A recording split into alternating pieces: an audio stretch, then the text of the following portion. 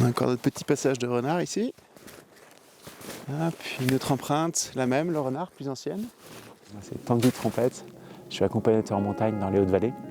Voilà, et puis je vous emmène ici dans un de mes coins préférés pour aller observer la faune des montagnes.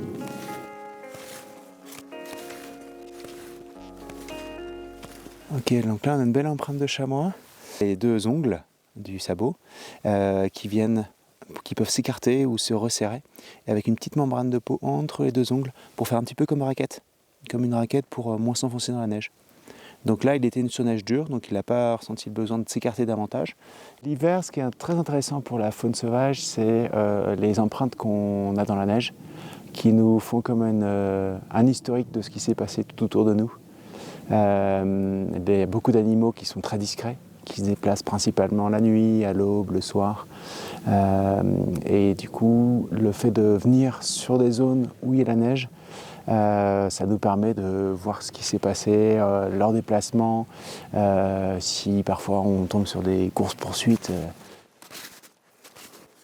Là, on a une empreinte de renard ici. On a aussi des coussinets, comme sur l'empreinte d'un chien. Donc on pourrait confondre avec l'empreinte d'un petit chien, sauf qu'on a une forme plus ovale chez le renard. On voit qu'il y a un renard qui est arrivé de la gauche là, puis il s'est un peu posé ici. Alors soit il a reniflé quelque chose, soit il est allé se nourrir. Là on a des cynorhodons. Soit il a trouvé un petit mulot. Hop.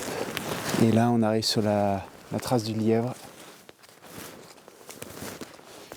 Donc le lièvre, il vient poser deux pattes et après il vient rabattre ses deux pattes arrière devant ses pattes avant. Ce qui fait cette forme très caractéristique. Donc c'est des grands bonds. Hop. Des grands bonds très réguliers. Et puis voilà, il est descendu ici, il a croisé les traces du renard, tac. Et puis il continue en allant.